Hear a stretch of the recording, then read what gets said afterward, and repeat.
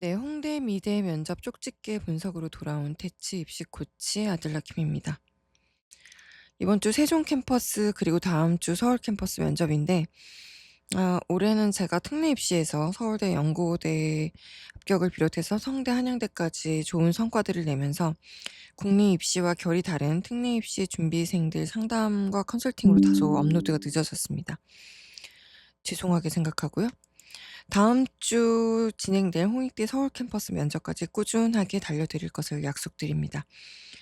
홍익대 미대 면접은 창의성을 갖춘 그 사고의 측정과 드로잉이라는 두 가지 특징을 갖고 진행하게 되어 있습니다.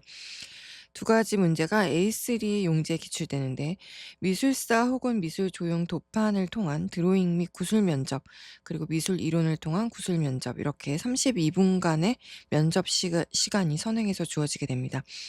본래 24분이었는데 작년에 8분가량 늘어났죠. 그래서 32분간 두 문제를 풀고 약 8분간 구술하는 독특한 방식입니다. 홍대 문의 결과 학생들의 이제 창의력에 구체성을 더하기 위한 발상으로 이제 보여지고요. 오랫동안 이러한 방식을 이어온 홍익대만의 기출의 독특함이 좀 있는데 저 역시 초창기부터 오랫동안 홍대 미대 면접을 다뤄본 바, 홍대에서 주로 기출되는 미술사와 미술 조형 이론 분석을 통해서 이번 주 치러질 세종 캠퍼스와 다음 주 치러질 서울 캠퍼스 예상 문제를 한번 뽑아보도록 하겠습니다.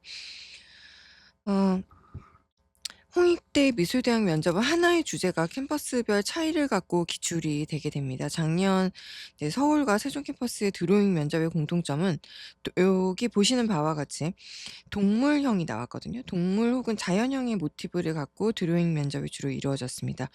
물론 건축 일러스트에 관한 창의성 문제가 좀 기출되긴 했는데 세종 캠퍼스만의 특별한 이제 괄호 넣기형 문제였고 캠퍼스 공통으로는 이제 동물형을 요청을 했고요.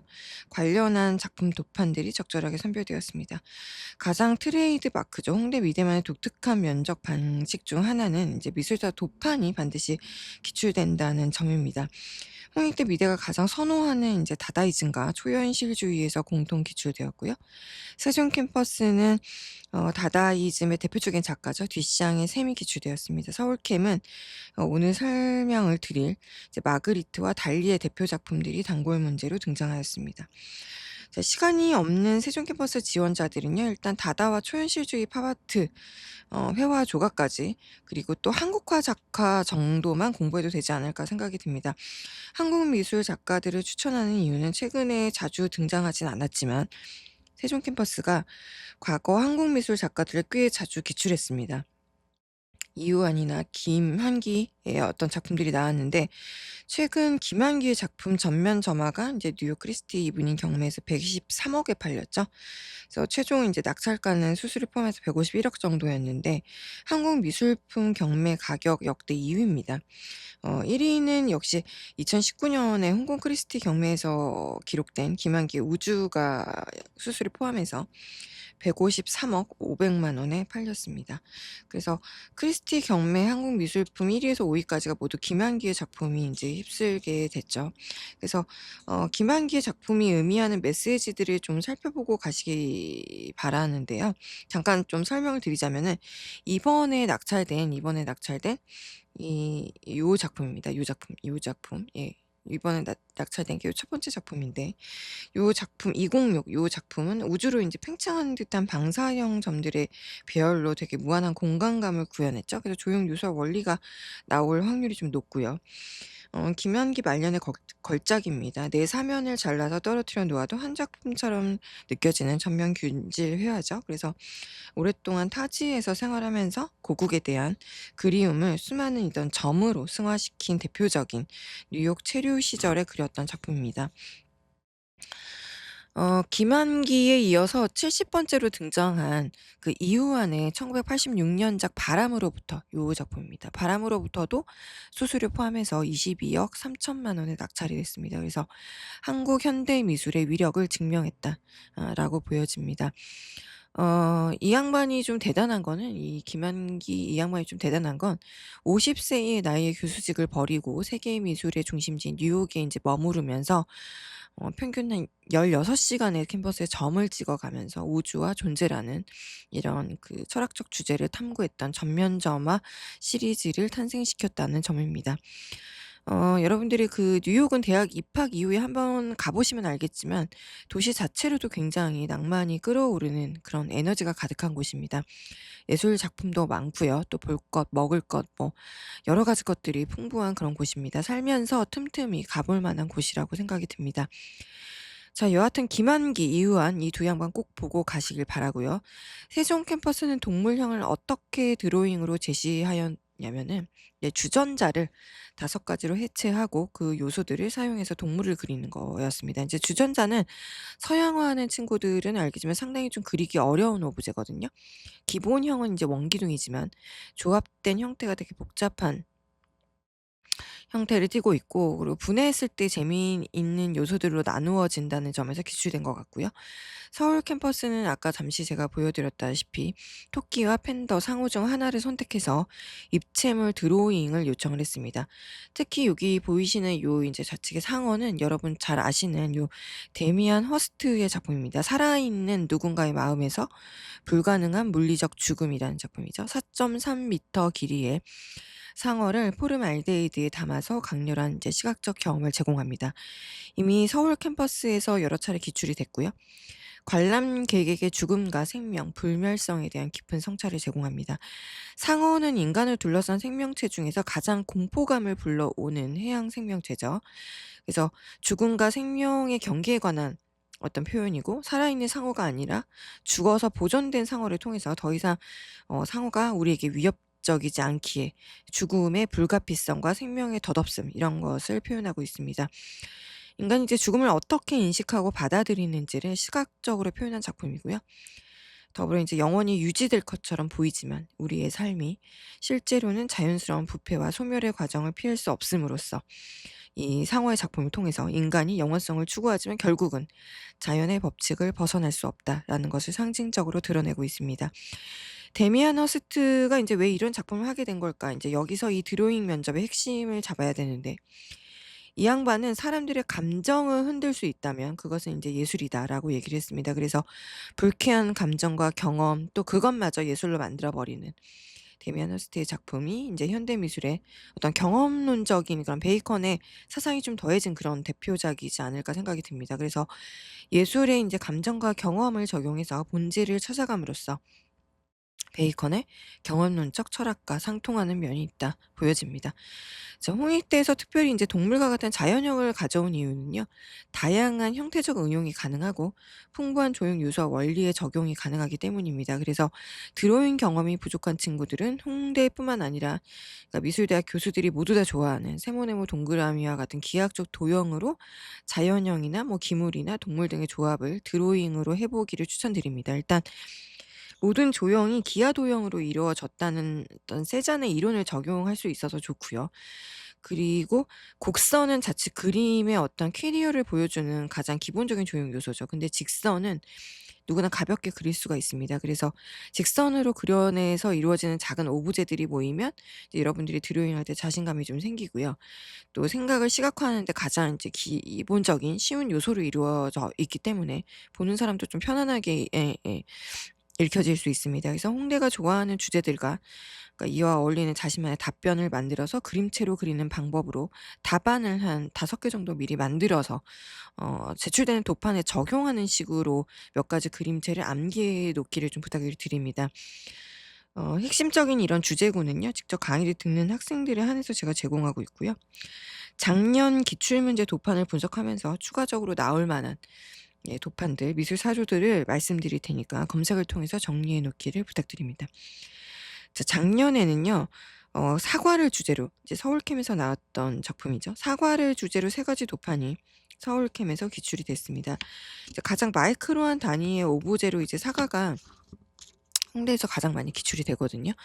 그 이유를 제가 한 5가지 정도로 제시를 해 보겠습니다. 일단 사과는 둥근 형태의 어떤 색채 대비라는 조형적 특징을 가지고 있습니다. 그래서 미술사에서 다양한 또 상징적 의미가 좀 있거든요. 그래서 가장 그 모티브가 주제가 되는 그 이유는 평범한 사물이지만 가장 비범한 상징체를 갖고 있습니다. 이중성을 동시에 지니고 있는데, 사실 이제 인간의 가장 근원적인 서사, 뭐 신화라든가 종교에서 일상적인 어떤 삶을 모두 관통하는 그런 오브제입니다. 시대와 사조에 따라서 완전히 다른 의미로 또 해석될 수 있는 상징적인 매개체이기도 합니다. 예를 들면은 역사적으로 우리가 이브의 사과가 있고요. 뉴턴의 사과, 그다음에 뭐 애플의 사과, 그리고 바니타스로서의 사과, 또 세잔의 사과와 같이 다양한 어떤 분야에서 여러 의미를 갖고 상징적으로 표현이 됐습니다. 그래서 여기 보이시는 요 세잔의 요 작품, 요 폴 세잔의 그 작품인데요. 폴 세잔은 인제 "사과 한 알로 파리를 정복하겠다."라는 말처럼 미술계에서 전통적인 회화에서 벗어나서 새로운 예술 정신, 형태 분석을 통해서 사물의 본질을 꿰뚫는 그런 조형 언어를 개척한 그런 예술 작가죠. 그래서 사과는 예술가들에게 이런 조형 언어의 기본적인 요소를 탐구하는 대상이기도 했고요. 아까 말씀드렸듯이 인류 역사와 문화 속에서 어떤 지식과 욕망과 풍요와 예술적 혁신을 다층적으로 담아내는 그런 매개체였습니다. 자, 그런 의미에서 홍대 미대에서 사과의 제시는 중요성을 갖고 있고요. 홍대 미대 면접을 준비하는 학생들은 사과를 이제 그저 보기만 할 게 아니라 분해 절단과 같은 그런 조형 요소의 다양한 변화와 그로 인해 생겨나는 조형 원리의 분석을 반드시 해 두셔야 합니다. 자, 미술사적으로 제가 아까 분석을 잠깐 해 드렸던 그 조형적 본질로서의 사과를 얘기했었던 근대 미술의 아버지였던 폴 세잔의 사과를 한번 분석해 드리도록 하겠습니다. 그는 사과를 통해서 회화의 본질을 탐구했습니다. 조형적 본질을 "나는 사과 한 알로 파리를 놀라게 하겠다."라고 인제 말하면서 인상주의 작가들이 시시각각 변하는 색에 집중을 했다면, 세잔은 사과의 형태 그리고 구조 이런 것에 좀 집중을 했습니다. 그래서 이 사과를 통해서 또 하나 구현해 냈던 거는, 세잔은 인제 사과를 단순히 보이는 그대로 그린 게 아니라 원기둥 구원뿔이라는 어떤 자연의 근원적인 형태로 환원시켰습니다. 그래서 구축적 붓질을 인제 마련했는데요. 그러니까 입체적 어떤 양감을 가지면서 이제 훗날 피카소의 입체주의로 가는 그런 문을 열었습니다. 그래서 그에게 인제 사과는 상징이 아닌 조형 그 자체였고요. 다시점이 각 사물이 가진 다시점이라면, 피카소의 다시점은 한 사물 안에서 다양한 시점을 관찰한 다시점을 말합니다. 그래서 세잔의 사과가 아니라면 피카소의 종합적 큐비즘 시대에 등의자가 있는 정물, 이 작품에 적용된 홍익대가 좋아하는 빠삐에골레 개념, 이런 것들을 이제 병행해서 좀 물어볼 수가 있을 것 같습니다. 어 폴 세잔은요, 인제 미술에서 피카소나 자코메티 같은 그런 핵심적인 모더니즘 미술 작가들의 워너비 모델이었고요. 그리고 사과는 이 세잔에게 그 자연의 근본적인 형태인 구원뿔 원기둥을 탐구하는 완벽한 대상이었습니다. 그래서 기하학적으로 사물을 파악하고 눈에 보이는 외관을 넘어서 그 안에 있는 내면의 형태의 본질을 담아내고자 했고요. 그리고 그 이후에 이 양반 이후에 입체파 등 이제 근대 미술에 큰 영향을 주었고, 특히 아까 말씀드린 대로 자코메티가 사람을 안광에 비친 그대로 구현하는 데 영향을 미쳤던 작가이기도 합니다. 어 사실 그 데페이즈망에서도 인제 사과가 많이 활용이 됐습니다. 르네 마그리트의 작품 중에 보면은 그 감상실이라는 작품에서 이 대표적인 대페이즈만 기법을 볼 수도 있는데, 여기에 보이시는 요 인간의 아들도 마찬가지로 중절모 신사의 얼굴을 가린 사과를 볼 수가 있죠. 그래서 일상적인 사물을 낯선 맥락에 배치함으로 인해서 충격을 주는 방법이 바로 대페이즈만 기법입니다. 그래서 서로 다른 사물의 조합을 통해서 낯선 기시감을 갖게 하는 기법을 말하고요. 일상에 인제 가장 많이 보여지는 자연물을 활용했기 때문에 개념의 접근이 비교적 인제 쉽게 좀 접근이 됩니다. 어 세잔이나 피카소의 이런 다시점을 통해서 사과의 친숙함이 오히려 인제 관람객의 고정관념을 깨고요. '본다는 것과 현실이란 무엇인가?'라는 인제 철학적 질문을 던지는 개념적 도구로 사용이 됐습니다. 아까 말씀드렸듯이 마그리트의 감상실이라는 인제 작품을 여러분들이 찾아보면 초록색의 인제 셉 그린 사과가 대페이지망으로, 그리고 데포르마숑으로, 기법으로 초현실주의의 어떤 대표적인 작품으로 표현이 돼 있거든요. 그래서 색채를 작가의 내면화된 시선에서 컬러링한 대표적인 작가로 이제 후기 인상주의의 고흐와 고갱도 같이 한번 어 분석해 보시면 굉장히 좀 도움이 될 것 같습니다. 여러 차례 기출이 됐던 작가들입니다. 우리가 인제 자연형뿐만 아니라 기물동 오브제가 기출될 경우에 인제 꿀팁을 하나 더 드리면요. 사과가 기출될 경우에 꼭 사과가 아니더라도 단일한 인제 자연형이 기출될 경우에 절단과 분해에 의한 사고의 전환을 좀 추천드리고 싶습니다. 인제 분해 절단에 의한 조형미가 굉장히 달라지기 때문에 다양한 어떤 사회적 메시지를 전하는 일종의 메타포가 좀 될 수도 있고요. 그래서 이제 오브제가 나왔을 경우에 혹은 기물이나 뭐 그 무엇이라도 아무리 생각해도 여러분들이 드로잉에 어떤 포인트가 잡히지 않을 경우에는 오브제를 절단, 분해함으로 인해서 그 내부에 감춰진 본질, 질서 이런 것들을 드러내는 그런 스탬퍼법을 한번 이용해 보시길 추천을 드립니다. 그죠?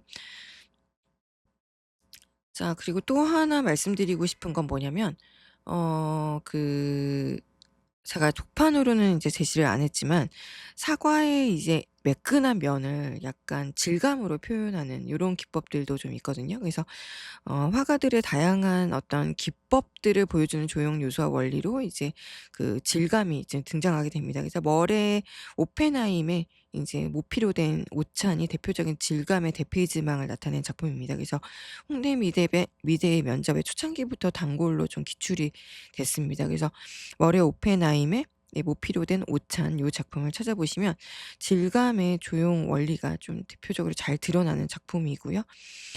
어 다음으로 기출된 도판이 이제 세잔의 사과입니다. 여기 보이시는 사과와 오렌지라는 작품입니다. 세잔이 환갑에 그린 말년의 대표작입니다. 사과와 인제 정물화 중 가장 유명한 작품이고요. 화면 안에 다양한 시점이 존재함을 좀 느낄 수 있습니다. 앞, 옆, 위에서 본 각각의 시점을 한 화면에 넣어서 높이 솟은 중앙에 과일 그릇과 인제 쏟아질 것 같은 불안한 왼쪽에 인제 과일 접시, 그리고 오른쪽 물병 주변의 과일들, 요런 것들이 모두 시점이 다르게 이제 표현이 되어 있습니다. 각각 다른 각도에서 봤지만 정물들은 나름의 질서와 조화를 이루어서 배치되어 있고요. 복잡한 이제 문양의 소파와 천, 그리고 그 심하게 구겨진 천, 그리고 하얀 접시, 꽃무늬 물병도 인제 조화를 이루기 위해서 화가가 의도적으로 선택을 한 겁니다. 사실 인제 순간의 어떤 사과가 아니라, 즉 인상주의에서 얘기한 시시각각 변하는 순간의 색을 통해서 작가의 인식 속 사과를 넘어서서 진짜 사과를 그리기 위해서 모든 빛깔과 형태 변화를 한 화면에 진실되고 조화롭게 담고자 했습니다. 그래서 이것이 인제 사과의 본질이고 진짜 모습이다라고 믿었고요. 그래서 이로부터 자연에서 원통구 그리고 원뿔을 보았다. 요런 어록이 인제 탄생을 하게 됩니다. 자연을 인제 기하학적 형태로 재해석하게 됐는데, 인제 사과뿐만 아니라 산을, 생뚜빅두아르 산을 그 다시점으로 재해석을 한 작품으로 유명하기도 하죠. 그래서 세잔의 눈은 사실 인제 이전까지 그 어떤 예술가도 갖지 못했던 대상의 단순화, 그리고 여러 각도에서 본 사물의 한 화면에서 재구성을 통해서 서양 미술의 오랜 규범과 전통을 깨뜨렸습니다. 어떻게 인제 카메라처럼 한 시점에서 바라본 대상을 원근법대로 최대한 인제 사실적으로 그리는 것이 당연하던 시대에 인제 그 복수의 시점으로 단순화해서 그린 그림은 당시 인제 어떤 평가를 받았을까? 당연히 인제 조롱의 대상이 되었고, 사실 인제 그의 아버지가 은행장이었기 때문에 살아생전에 이런 조롱과 작품 판매를 하지 못했음에도 불구하고 평생 인제 돈 걱정 없이 작업을 할 수 있었습니다. 그의 인제 복수의 시점을 통한 사물에 관한 통찰이 입체파 피카소에게 영감을 주었고요. 그와 또 라이벌이었던 마티스와 함께 이제 세잔은 우리 모두의 아버지로 추앙받으면서 후대 화가들이 존경하고 따르는 화가로, 진정한 성공한 예술가로 남게 되었습니다. 되죠. 홍대 미대 면접의 영순위 기출인 이런 다시점을 확장해서 제가 예측 문제를 한 번 더 꼽아 봤습니다. 제가 대성 마이맥에서 강의를 할 때도 누누이 "영시점이다."라고 얘기를 했는데, 세잔의 다시점, 피카소의 다시점, 그리고 이집트 회화의 다시점, 미나의 다시점이 동서양을 아우러서 나올 수 있는 대표적인 도판들입니다. 이 네 가지 다시점은 서양의 인제 선원근법의 규칙을 벗어난 작품들이죠. 그래서 이집트의 다시점은 보이는 대로가 아닌 아는 대로 그리는 개념적 재현의 대표작입니다. 이집트 회화는요. 그러니까 대상이 가진 가장 본질적이고 완전한 형태를 전달하는 걸 목표로 삼았습니다. 그래서 여기 숲을 속의 새 사냥을 보시다시피 얼굴은 측면이고요. 그래서 가장 인물의 특징적인 코와 턱을 좀 측면에서 잘 보여주고 있죠. 그리고 눈은 정면입니다. 눈은 정면을 그려야 완전한 형태라고 인식을 했던 것 같아요. 그리고 몸통은 정면입니다. 어깨와 가슴의 넓이를 가장 잘 보여줄 수 있기 때문에. 그리고 다리와 발은 측면입니다. 왜? 움직임과 형태를 가장 명확히 보여줄 수 있기 때문에. 그래서 결과적으로 이집트의 다시점은요, 사물을 입체적으로 보이게 하려는 의도가 전혀 없었습니다. 오히려 이 점 평면성을 유지하면서 대상의 영원 불변하는 본질, 이집트 미술의 가장 기본이죠. 이런 청사진을 보여준 복합적 시점을 추구했다는 점입니다. 자, 오른쪽에 보이시는 그 책가도 주관적 다시점과 역원근법을 복합적으로 사용했습니다. 책가도의 다시점은요, 장식성, 상징성 이런 걸 극대화하기 위한 주관적 공간 해석입니다. 그래서 핵심적인 기법으로 역원근법이 사용됐습니다. 어, 평행 원근법의 민화는 보이는 대로의 사실성보다는 이런 그림에 담긴 모든 사물, 뭐 여기 보이시는 책이나 도자기나 문방구가 가진 어떤 상징적 의미를 명확히 전달하는 것에 의미를 뒀습니다. 그래서 시점이 굉장히 혼재되어 있는데 책장에 이제 한 칸 한 칸을 이렇게 보시면 위에서 내려다본 부감시가 보이기도 하고요. 정면에서 보이는 시점이 보이기도 하고요. 아래에서 위로 올려다보는 이런 시점이 보이기도 합니다. 그래서 이런 다시점이 하나면에 존재하면서 또 그 가까운 사물이 작고 멀리 있는 사물이 오히려 더 크게 혹은 높게 그려지는 역원근법을 사용을 했습니다. 그래서 앞에 사물이 뒤에 중요한 사물을 가리는 것을 방지하고요. 모든 사물을 평등하게 인격체로 잘 그려주기 위한 그 의도적인 공간의 왜곡을 표현했습니다. 그래서 미나의 다시점은요. 서양의 인제 환영적인 창출과 굉장히 무관합니다. 평면성을 기반으로 하고 있고요. 각 사물이 가진 상징성을 가장 잘 드러내는 재배열, 그럼으로 인해서 장식적이고 설명적인 그런 방식의 기법에서 역원근법과 다시점을 사용하고 있습니다. 자, 세 번째로 기출된 도파는 팝아트 작가 클래스 올덴버그의 사과죠. 환경 조각 작가고요. 그러니까 여러분에게 제일 잘 알려진 작품으로는 이제 청계천 광장의 스프링입니다. 소라 모양의 조각이죠. 그래서 일상 사물을 거대하게 확대해서 데포르마숑해서 흔하게 보이는 작은 사물들에 관한 인식 조크를 강조했던 그런 작가입니다. 그래서 또 다른 어떤 대페이지망 방식을 추구하고 있다라고 보여지고요. 크기 변화를 통해서 새로운 이런 그 대페이지망을 통해서 인식 변화를 촉구하고 있으면서 그리고 이 기법을 통해서 인제 그 보통 우리는 기념비적인 조각이다라고 이름을 많이 붙였고요. 평범한 일상의 사물을 기념비적인 크기로 확대해서 만들었고 굉장히 팝아트적이다라고 불리고 있습니다. 왜냐하면 일상의 사물을 어 적용한다는 점에서 굉장히 대중적이고 이해 난이도가 좀 쉽기 때문입니다. 그리고 그 초기 작품 중에 이렇게 부드러운 조각들이 있습니다. 여기 보시는 요 첼로죠. 요 첼로가 기출이 됐었고요. 부드러운 조각들을 보면은 이제 크기와 질감의 변화를 동시에 이제 볼 수가 있습니다. 그래서 60 년대 초반에는 이제 조각 재료가 보통 돌이나 나무, 금속 같은 반영구적인 재료가 대부분이었는데 올덴버그는 이렇게 과감히 비닐이나 청과 같은 부드러운 재료로 작품을 만들어서요. 부드러운 조각 연작을 통해서 마치 달리의 그림 속에 녹아내리는 시계처럼 쭉 늘어진 어떤 전기 스위치 같이 흐느적거려서 도저히 인제 앉을 수 없는 그런 이제 자변기 천으로 만든 이런 오브제, 또 햄버거 샌드위치 같이 실물보다 큰 크기로 이렇게 부드러운 조각으로 만들어서 관람자에게 굉장히 좀 생경하지만 유쾌한 상상거리를 제공하고 있습니다. 어떻게 기념비적인 작품으로 인제 변모가 됐냐면 사실은 인제 60 년대 중반부터 올덴버그는 작품의 전시 공간을 미술관 밖으로 인제 가지고 나왔어요. 그래서 여러 도시에서 이런 공공미술 프로젝트를 진행하면서 작품의 규모가 이전보다 훨씬 커지면서 기념비적인 크기로 변모를 했다. 그래서 보통의 어떤 공공미술 작품은 권위와 위엄을 과시하는 이런 굳건한 자대 위에 올려져 있다면 이제 이 양반의 작품은 좌대가 없다는 점, 그리고 대중과의 접점을 찾는 어떤 팝아트적인 조형 요소를 더 두드러지게 됐다는 점에 주목해 보시길 바랍니다. 아무튼 그의 작품의 특징을 쪼끔 더 인제 말씀을 드리면 사실 이제 그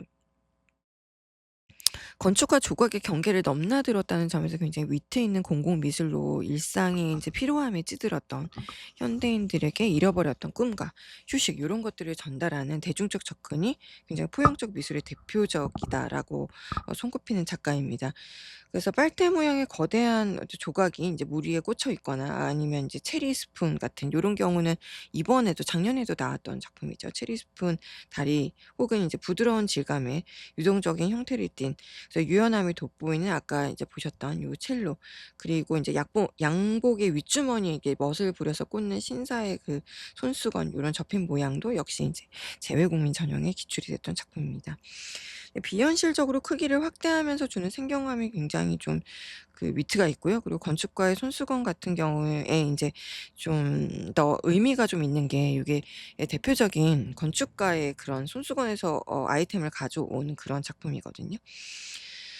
그래서 이런 이 먹다 버린 사과가 사실 이제 작년에는 기출이 됐는데 이제 섬유유리와 같은 영구적인 산업 재료로 만들어져서 이제 본래 유기물이면서 금방 썩어 없어질 사과의 본질적인 속성을 좀 넘어서서 이제 부패한다거나 뭐 이실성이라든가 요런 것들과 이제 좀 충돌하는 면이 좀 있는데 그런 것들을 이제 아이러니하게 쪼금 더 크게 좀 창출을 함으로 인해서 사실 인제 먹다 버린 사과는 대량 소비가 끝나고 난 그런 대량 소비 행위가 끝나고 난 이후에 남겨진 잔해라는 어떤 폐기물을 상징하고요.